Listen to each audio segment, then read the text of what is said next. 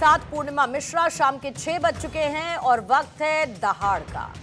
आज भारतीय राजनीति का एक ऐतिहासिक दिन है, एक ऐसा दिन जिसने लोकतांत्रिक भारत के इतिहास में एक नया अध्याय जोड़ दिया है।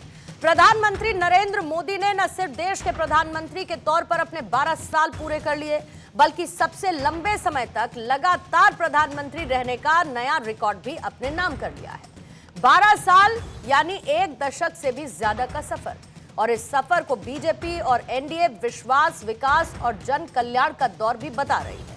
खुद प्रधानमंत्री मोदी ने आज देशवासियों को सोशल मीडिया पोस्ट के जरिए कहा कि उनकी सरकार के बीते 12 साल 140 करोड़ भारतीयों के सपनों को साकार करने और राष्ट्र प्रथम की भावना को मजबूत करने के लिए समर्पित रहे।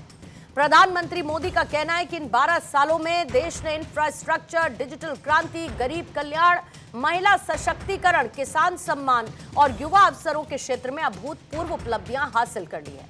यानी गांव से लेकर महानगर तक, सड़क से लेकर सेमीकंडक्टर तक, स्टार्टअप से लेकर स्पेस तक, भारत ने दुनिया के सामने अपनी नई पहचान बनाई। आज दिल्ली में प्रधानमंत्री मोदी एनडीए शासित राज्यों के मुख्यमंत्रियों के साथ अहम बैठक कर रहे हैं। संदेश साफ है कि अब लक्ष्य सिर्फ विकास नहीं, बल्कि विकसित भारत 2047 का संकल्प है। लेकिन तस्वीर का दूसरा पहलू भी है। विपक्ष, खासकर कांग्रेस, इस मौके पर सरकार को घेर रही है। कांग्रेस का सवाल है कि चुनावी मंचों से किए गए बड़े बड़े वादों का क्या हुआ। 15 लाख रुपए का काला धन, हर साल 2 करोड़ नौकरियां, किसानों की आय दोगुनी करने का वादा, महंगाई और बेरोजगारी पर नियंत्रण, क्या इन दावों का हिसाब देश को नहीं मिलना चाहिए? यानी एक तरफ समर्थकों का दावा 12 साल बेमिसाल, तो दूसरी तरफ विपक्ष का आरोप कि वादे अभी भी अधूरे हैं।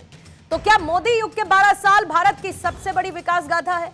क्या दुनिया में भारत का बढ़ता कद इन 12 सालों की सबसे बड़ी उपलब्धि है, या फिर विपक्ष के सवालों का जवाब अभी बाकी है? आज इन्हीं सवालों पर दहाड़ में करेंगे बड़ी बहस। तमाम मेहमान मौजूद रहेंगे, लेकिन उससे पहले एक नजर वार पलटवार।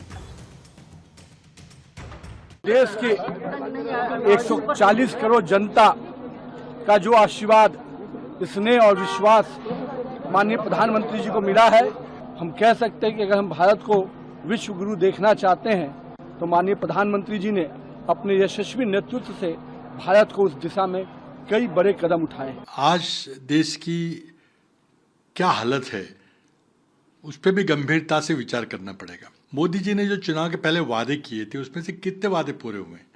क्या उसके बारे में मोदी जी ने कुछ अफसोस जाहिर किया है या कोई माफ़ी का इजहार किया है?